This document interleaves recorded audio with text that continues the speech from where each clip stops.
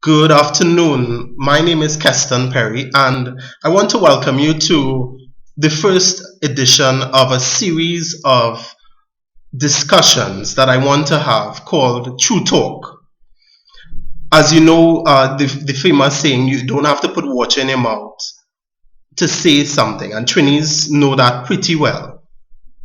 But the issues I want to address are some of the political, economic, social issues that have arisen as a result of the current recession being experienced in Trinidad and Tobago. Some of the challenges have been well outlined by the Minister of Finance, by various spokespersons of the government.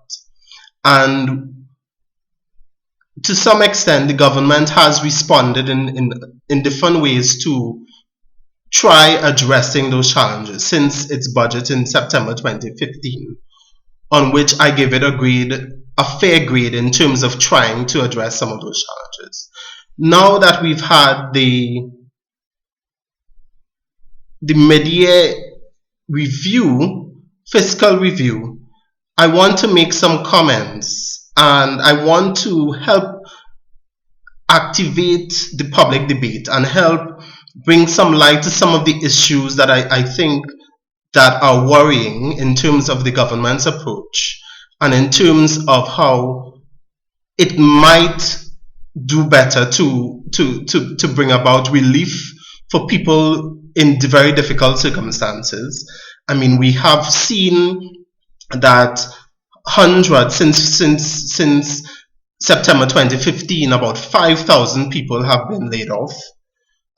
We've seen the ArcelorMittal issue that has arisen, where the company has decided to file for insolvency. And we are seeing the ripple effects of some of those challenges, some of the economic circumstances across the society. I want to give particular issue to some of the points made in the mid-year review yesterday by the Minister of Finance. I would quote the exact point that he makes, and then I would give you my comment on it.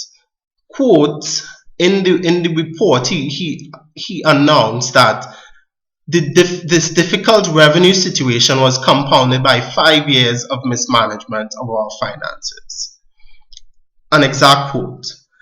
I want to bring to your attention, the public's attention, that this problem, this recession, did not happen just based on what has happened 5 years ago. I want to make that absolutely clear. Since the 1950s, in the very first development report that was done under Dr. Eric Williams, the issue of diversification was acknowledged as a pathway to address the problem of an oil-based economy. At that time, it was mainly petroleum that we were exporting, and mainly petroleum that, along with some agricultural products that we were producing. So I think this particular point misses the very serious historical problem to which the PNM as a government has also contributed, as well as other successive governments, because the PNM as a party has been in office for 39 years in the 54 years since we've gained independence, and other administrations, other parties and other coalitions and so on have only been in office for 16 years. The next point he makes is that we therefore asked various interest groups to bear with us, as the economic situation is very serious and corrective action must be taken immediately, lest we find ourselves in such dire straits that we would have no choice but to request the IMF for balance of payment support, with the attendant adverse conditionalities that come with that scenario.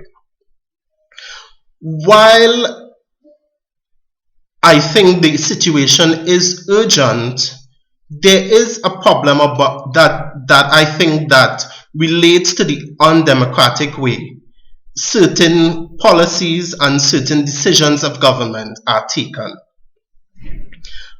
First off, many of the policies that we are seeing are very much IMF related policies. Let's be very clear about that.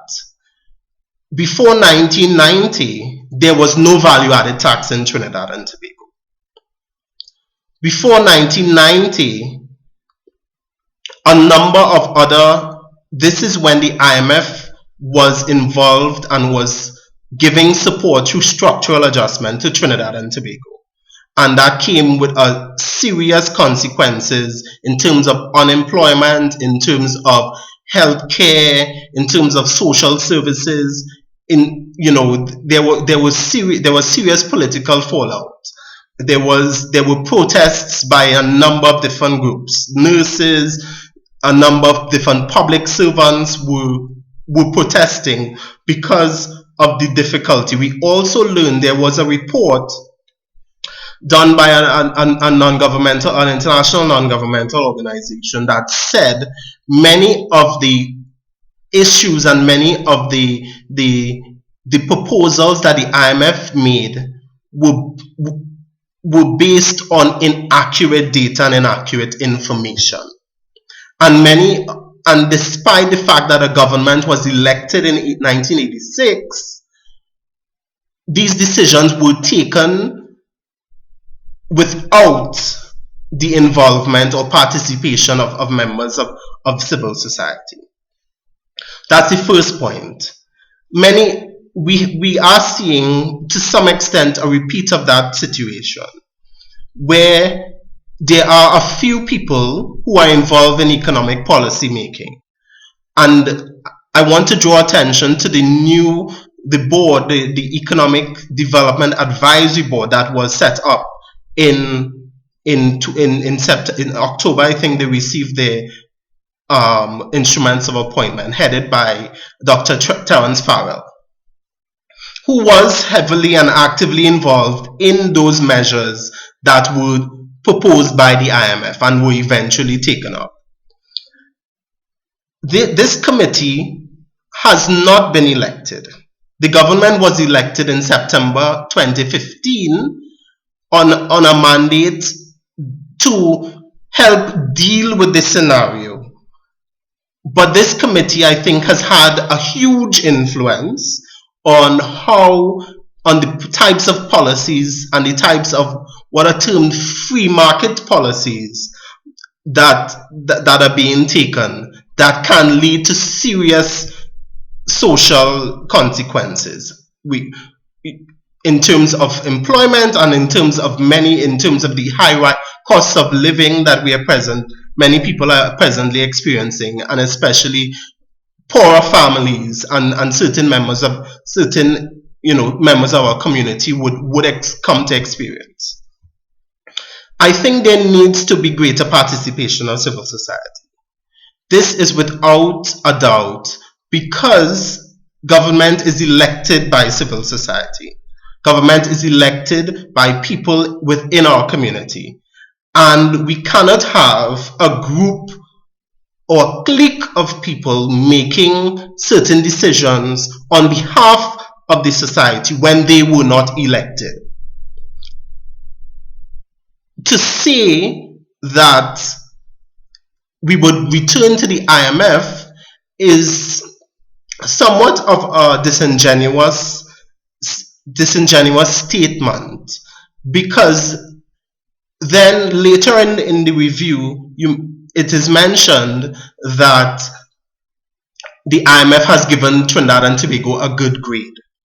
If this is the same organization that we are fearful of going to receive support, what basis and what sort of standing does its good grade on the economy and some of the decisions being taken, what standing does it actually have?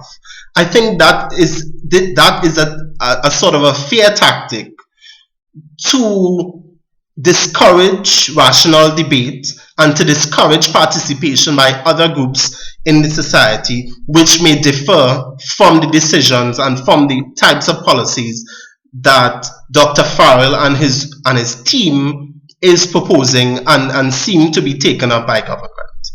So we need to be very, very careful. The next point that the Minister of Finance makes is that all persons with a stake in the future of this country need to understand and appreciate that we are no longer as wealthy as we were before, and we simply cannot afford to continue with fiscal indiscipline that occurred over the last 5 years. We must of necessity now exercise restraint and fiscal discipline. This, though part of the statement is true, we are not as wealthy and we do not have the kinds of revenue coming into the country. There is a worrying aspect of it that links up to what economists call the free market policies. To give a brief, free market policies are basically policies that are put into place to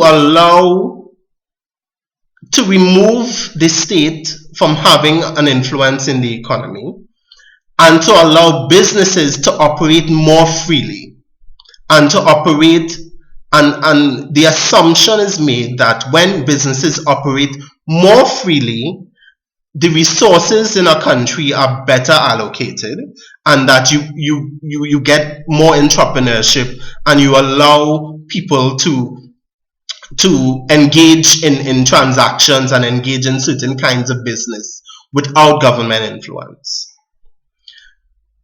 This is a fallacy because we do know many businesses operate unscrupulously, many businesses overcharge, many businesses take advantage of their workers and so on. And these types of policies have been in place since the late 1970s, which began in Chile and the United States in the early 80s, and have spread across the world. But they have not contributed to a more stable world. As you notice, the price of oil and gas is totally unpredictable, and that could cause serious problems throughout countries that export oil. So I think we need to put this particular fallacy to rest.